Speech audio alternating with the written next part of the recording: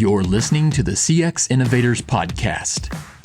As business leaders look for ways to improve productivity and profitability, they're increasingly turning to innovative automation and self-service technologies. But keeping up with the rapid pace of new innovations can be overwhelming. Now there's a website to help you do just that. From the publishers of Kiosk Marketplace, Vending Times, and Digital Signage Today, Automation and Self-Service covers trends in artificial intelligence, robotics, kiosks, payments, and much more. Visit the site today and subscribe at www.automationandselfservice.com. Welcome to our podcast, The Continuing Challenges of Office Coffee Service. Thanks for joining us today for this CX Innovators Podcast. This is Elliot Maris, the editor of Vending Times. Joining me today to discuss this topic is Charlie Ray, the founder and owner of Ray Coffee Service in Savannah, Georgia. Charlie, tell us a little bit about yourself. How did you get into the coffee service business? Well, I always wanted to be in business for myself. And as a child, I was always selling things. I had a couple of newspaper routes, and one time I sold a product you probably never heard of called Cloverine brand salve. But I always wanted to be in business for myself. And so around 1970, I started looking for something to do, and it didn't really matter to me what it was. I didn't say, okay, I want to be in the coffee business, because at that time I didn't even drink coffee. And also at that time, there were very popular franchise shows going around. And you could go to these franchise shows, and they had all different franchise opportunities that were available that you could sign up for. And I had studied the market with franchises and people that started on their own. And the statistics showed that a franchisee was successful about 90% of the time, whereas somebody that just entered business on their own was about 10% of the time. So I had decided I would go with a franchise. So with that in mind, we were going to franchise shows, my wife and I had three criteria that I was looking for a business. And the first one was that it had to have a low investment, because I didn't have any money to start with. And the second thing I wanted was a business that allowed you to go out to the customer instead of waiting on the customer to come to you. And the third thing was a business that had basic products like soap, for example, people were going to use every day. And once you established a customer, they would continue to use your product. So with that in mind, we were at a franchise show in Atlanta when walking up and down the aisle, and I walked by a booth, and the fellow said, "Would you like a cup of coffee?" And I said, "No, I don't even drink coffee." And at that time, I didn't even drink coffee. And he said, "Well, that's kind of a mistake, because you can make a lot of money in coffee." And I said, "Well, tell me about it." And he did. And he was actually with a franchise called Cafe, SCAFE, out of Houston, Texas. And so we signed up with Cafe as a franchise distributor, and started in 1970. That's how we actually got in the coffee business. Coca-Cola is a brand that everybody knows, but many people do not associate Coca-Cola with coffee service. But it would not be a stretch to say that Coca-Cola was once a very important name for office refreshment service operators, thanks to a machine called the BreakMate. Charlie, tell us what the BreakMate was. Well, the BreakMate was a countertop Coca-Cola machine that was about the size of a Bunn VPR. If you're familiar with the size of a Bunn VPR frac pack machine, they were just about the same size. And it had three selections. It had Sprite, Diet Coke, and Coke. And according to the statistics from Coca-Cola, those three selections would cover about 95% of the market. And it also had a 2.5-pound CO2 cylinder to go along with the machine. So what you would do would be to put the machine into your customer, and it would fit is somewhere in the same area as a coffee machine. And remember back then that everything basically was frac pack. I can't remember the exact date when single cup first started, but I don't think there was any single cup at that point in time, maybe. But anyway, so you would put it in, and then you would sell them the syrup to go in the machine. And it was a relatively easy operation to take care of. And I personally thought that it was going to be the second wave of coffee service at that time. And we had about 18 Breakmates at one time. And believe it or not, I still have 2 or 3 in my warehouse. Many people may not be familiar with the concept of a countertop self-service cold beverage machine. And this type of machine that we're talking about, the Breakmate, was different from a vending machine. The customer didn't have to put any money in. The customer just served themselves a cup of Coca-Cola. So that's how it was within the same concept of coffee service. The customer was not paying for the product. The product was being provided free to the customer by the employer. So the Breakmate fit in well with the concept of coffee service. And it was a very profitable part of your business, correct? Yes, it was. The problem that we bumped into very rapidly with the Breakmate was that the business owner didn't want to pay for giving away soft drinks. It's always been an interesting thing to me. They didn't mind giving away coffee, but they didn't want to give away soft drinks. And for the most part, they still don't today. But so Coke had a coin mechanism that you could attach to the side of the Breakmate, and it was set up for a quarter. And so they could put a quarter in the machine and still get a drink out of it. But the downside to any coin-operated device, period, I don't care what it is, as opposed to free, is that it cuts your sales by about at least 50%. So if you have a machine on free and they do it $100 a month, you put a coin mech on it and it's going to drop to about 50. So that's a downside to any coin mech. Most of your Breakmates were not on coin mech, correct?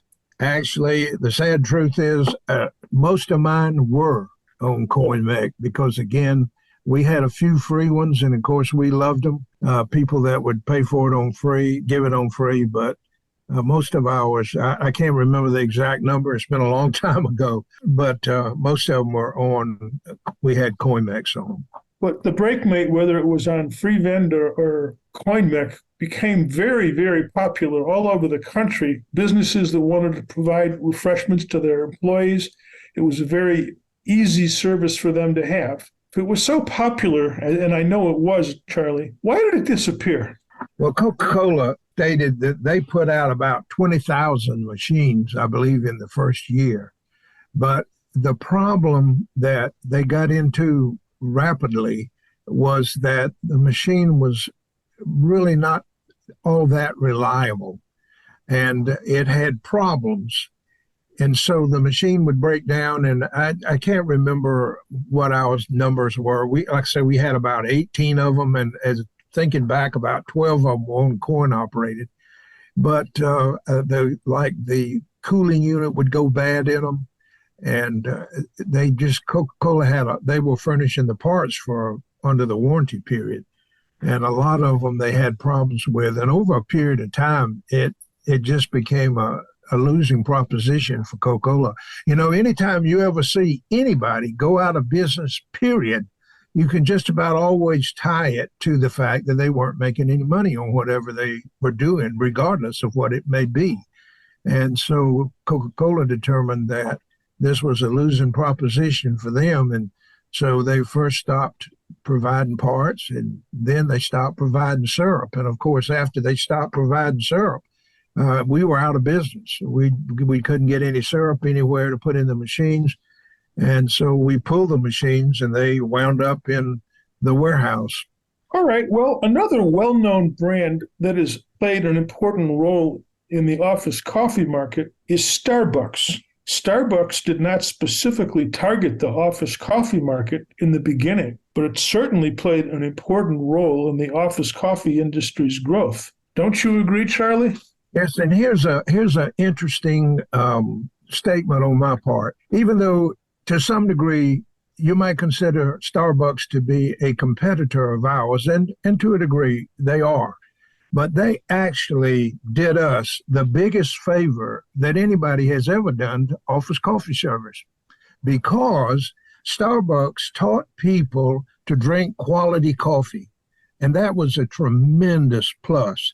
And the second thing that they taught them to do was to drink different kinds of drinks, for example, like cappuccino and latte and all the things that you can get at Starbucks store with a real quality base.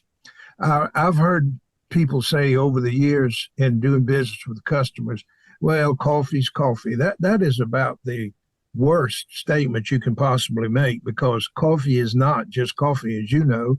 There are different quality groups of coffee depending on the bean and other things. But Starbucks has always had a quality operation, sold a quality product, and they allowed us to actually be able to raise prices because their prices were so much higher than ours, relatively speaking. So Starbucks has been one of the best things that ever happened to the office coffee service. Now, another important development in the office coffee industry's growth was the Keurig single cup machine. Charlie, a lot of people are familiar with the Keurig machine, but most people don't know that it was first introduced to the office coffee operators exclusively. Charlie, tell us about the early Keurig days and how it affected your business. Well, we were at one point in time a Keurig distributor, an authorized Keurig distributor. And the area that we're in, Savannah, Georgia, the population of the city is about 147,000. The population of the entire county, Chatham County, is close to 300,000. So relatively speaking, we're in a small market. And we've been a small business all our lives. By the way, we've been in business 53 years. And we've never had more than 2 routes. We've tried all kinds of things. So what happened with Keurig was that, again, because of the cost of the K-Cup, a lot of customers would want some kind of coin control. And so there was a wonderful company, Multimax, that made a wonderful K-Cup dispenser. And I've still, I have a hall of errors in my building here that is filled with machines that we have tried various things with over the years, and they wound up in the Hall of Errors. But Multimax had a wonderful machine that was coin operated, and so people would want them, and they were kind of pricey, the machines were, and so we would get them a nice coin operated machine and put it in. And in the early days, as you said, Keurig was strictly through coffee service operators. I remember I had a friend that had a gigantic operation in Atlanta, and I'm sure you know him. But anyway, he had a big operation, and he was the exclusive Keurig dealer at that time. And then Keurig came along and said, well, Atlanta's so big, y'all can't take care of it. We really need 2 dealers in Atlanta. And so they put another one in against this company. But anyway, as the machines began to proliferate and people began to get the machines at home, and also later on when K-Cups were carried by everybody, you can go to the grocery store and buy them, you can go to Walmart, you can buy them everywhere just about. Whenever that happened, and if you price K-Cups at like Walmart as opposed to the actual K-Cup itself, you'll see a big difference in the price. Sam's is another example. And so the customer that had the coin-operated machine, that instead of putting coins in our machine to get the product out, which they had to do, of course, they would buy K-Cups at a discount price somewhere, bring them in and run them through our machine. So we would go out to the customer that had a Multimax machine, for example, and in the trash can would be 5 or 6 K-Cups we didn't sell. So that is why we got out of the K-Cup business after a period of time, because you could buy them anywhere and you could buy them at our price, what we were paying for them. And obviously, we couldn't buy them at the same price they were buying and then mark them up. You can't sell them at cost. It just won't work. So whenever Keurig went into the overall market and started putting machines at home and everything else, as far as office coffee service was concerned, as far as we were concerned, it was a losing proposition for us. Yeah. And so Keurig and I, we mutually agreed to dissolve our relationship. And for those of our listeners that may not be familiar with the office coffee service business model, the reason this Keurig concept was problematic is that you as an operator would provide the customer location a brewer, and you don't normally charge them for that. The way you would make your money is you would sell them the K-Cups that would go in the brewer. And so when the people at that location could get their K-Cups from somebody besides you, then you wouldn't be selling them any K-Cups, and therefore your revenue stream would be disappearing. So that's why once the K-Cups became available at retail for consumers, then the company that made the coffee, and Keurig, the company that was actually providing both the coffee and the brewer, they were cutting you out of the profit model completely. So where they used the office coffee service operators like you to introduce the concept of the Keurig machine and the K-Cup to the customer, once they got the customer aware of the quality of the coffee, they then went and sold the K-Cups directly to the customer. So that wasn't a good situation for the business. Now, we're going back probably to the late 90s at this point. Am I correct, Charlie?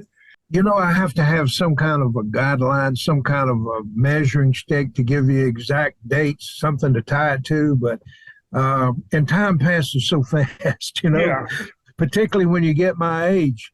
You'll notice that the older you get, the faster it goes. But yeah, it was somewhere in that timeline that you're talking about. Yeah, and at that point in time, the Keurig single cup part of your business had become very important, if not the dominant part of your business. People were choosing the Keurig type machines over the traditional batch brew machines. So that was a pretty big challenge that coffee service operators like you were facing. So when the Keurig became unprofitable, what choices did you as an operator have to protect your profitability? Well, what we did and have done since then is find a machine that was proprietary, that you could not buy them all over the place, Kmart, Walmart, everywhere. And because this business has always been based on a couple of things. One is just what you said. The fact is that we provide the equipment at no charge, and we still do that today. And so that was one of our appeals. But for us, the Keurig went into all the stores, killed the thing. But so we looked for a machine that would still do what Keurig would do. And one of the appeals to the Keurig machine is, I don't know where they are now. Last time I looked, they had like 200 different varieties of K-Cups. But the appeal was the fact that you could have really good quality coffee and different things for different people. You could have a French vanilla, you could have hazelnut, you could have decaf, all of these things out of the same machine. So what we did was look for a machine that would do this. It was the same type of machine as the Keurig machine, but that you couldn't buy them from anybody but us in our area. We were an exclusive dealer for the machine in this area. And that's where we've gone since then. And the first machine that we found that fit the bill for us was a machine called Tassimo, Tassimo, Tassimo. And it would do the same thing. And it had the same advantages and everything, but you couldn't buy them everywhere. Have you expanded to other machines besides Tassimo? Well, the sad story about Tassimo is they went out of business. And so that led, and we, by this time, our biggest customer in this area is a company called Gulfstream. You may be familiar with them. They make corporate jets. They have about 10,000 people out there. And we have around 50 or 60 machines out there. And at that time, they were basically all Tassimo machines. And so whenever Tassimo shut down, then we were scrambling around trying to find a machine to take the place. And it's interesting, the names rhyme. So we found a machine out of Italy called Massimo, Massimo, Tassimo. Just interesting that they rhyme, you know. But it did the same thing. It was a proprietary machine. You couldn't buy the product from anybody but us. And we had all these machines set up out at Gulfstream and other places. It wasn't the only place, but for the most part, that was our biggest customer. And so we were able just to take the Tassimos out, and we had about 200 of them altogether. And we were able to take the Tassimos out and put the Massimos in and just keep on going with the same customer, which is, was a wonderful thing that we were able to do that. So that was how we escaped that dilemma that we found ourselves in with Tassimo going out of business. All right. Well, moving closer to the present time, the COVID pandemic was the biggest setback that the office coffee service industry has ever faced because of all the offices that were closing. Charlie, how did you survive the COVID pandemic? Well, I mentioned already that we've been in 53 years in business, 53 years, and we've been through all kinds of things in 53 years.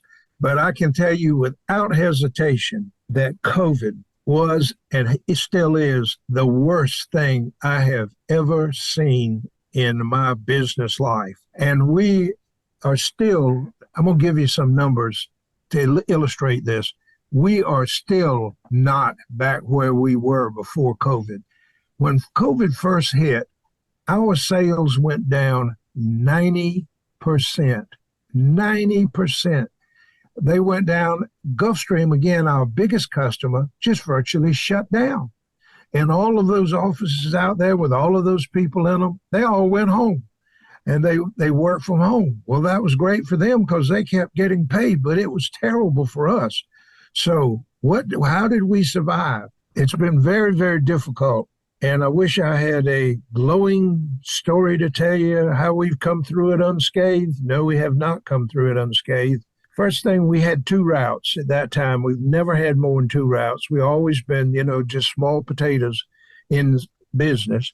So we had to consolidate the 2 routes into 1 route. Because what did that do? That meant we had to let 1 route person go, which we did. We had to let everybody go, except there's nobody left in this business now except me and the lady in the field that runs the accounts that we have left. We still have a number, but remember, it wasn't that we lost the accounts per se.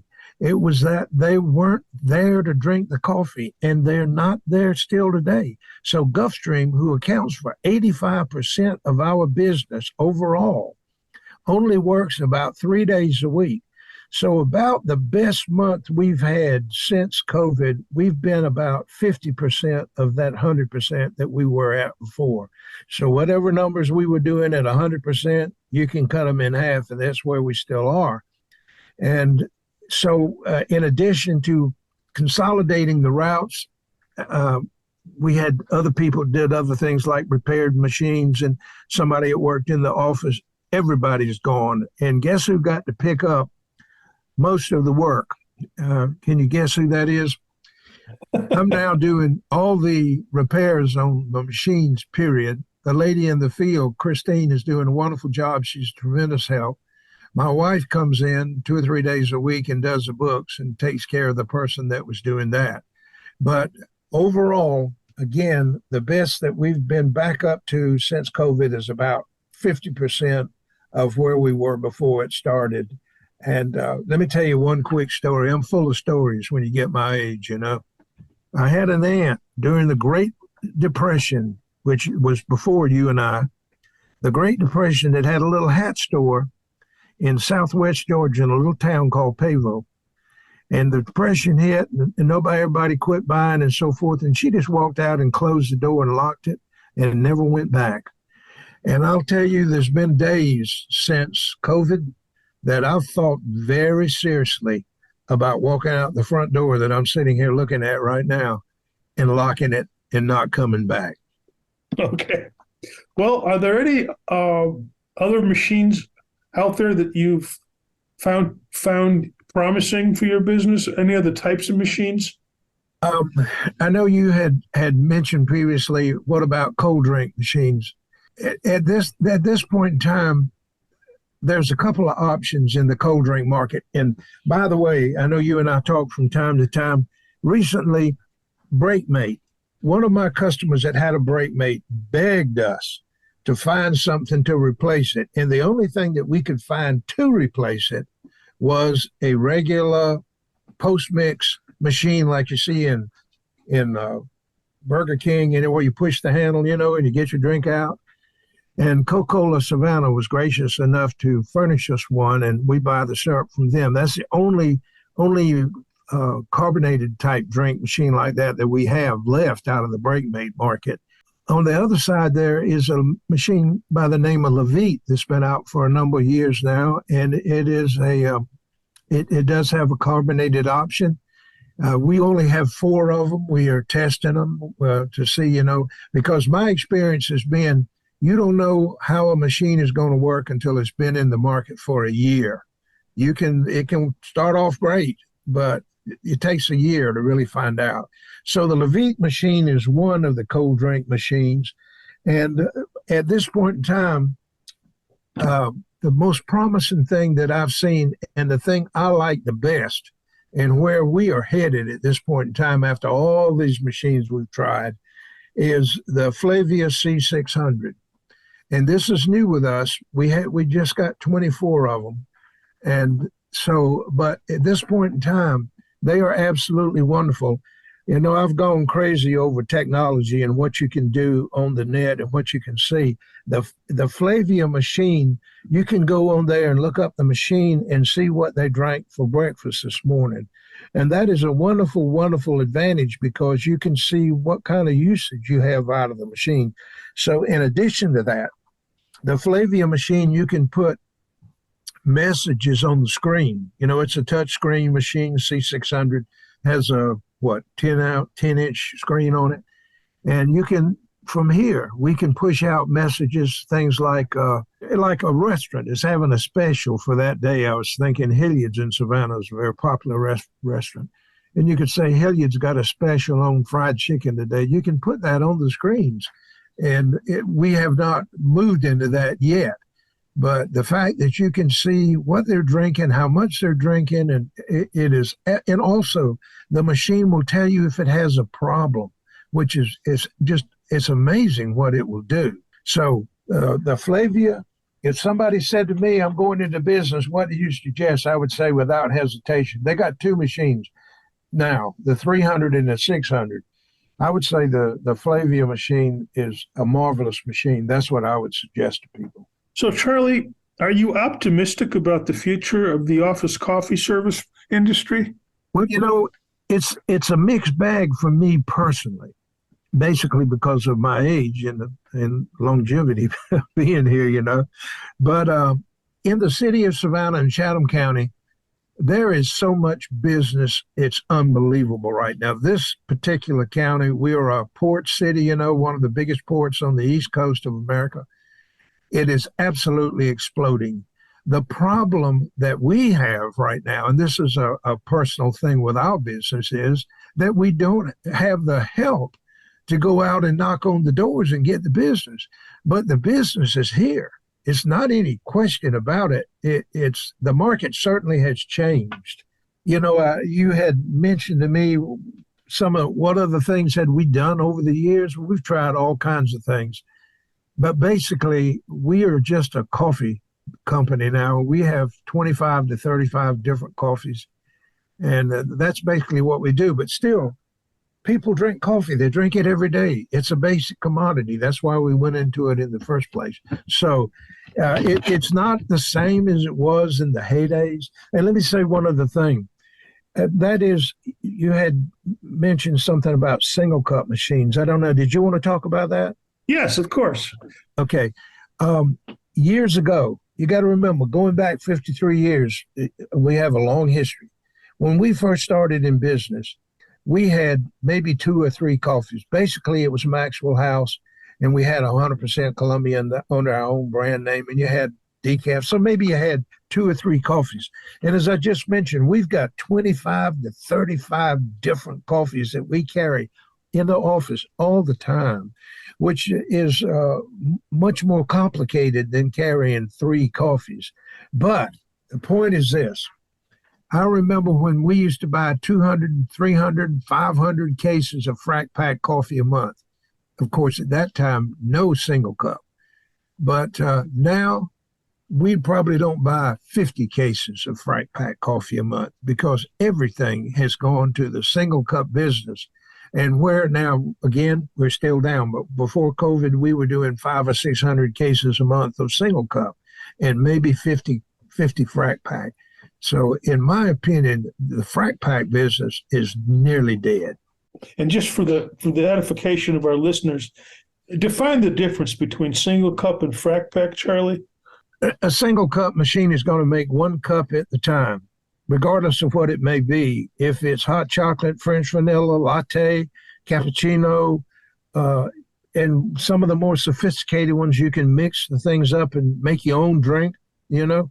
I love the machines that put in just a shot, and that's what they call them, a shot of French vanilla, hot chocolate. So a single cup makes 1 cup of whatever at the time, just say coffee. Whereas a Frac Pack machine is a batch brew machine where you have a 60-ounce bowl and you put a whatever size. We currently are using a lot of 2-ounce. Now, when I first started, 2.5 ounce was the standard before the great freeze of 1975.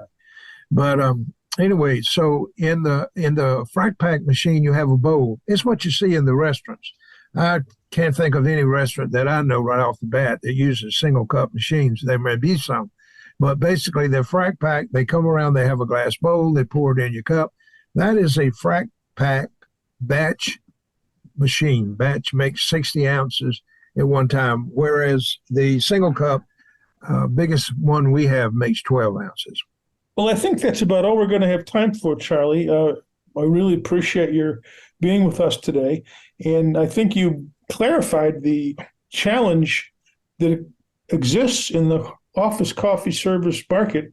The operator must constantly be studying all of the different types of equipment out there and must also understand how customer or consumer choices are continually changing and causing you to really understand what's the best way to get that consumer preferred product into the office for the workers in the office when they want it.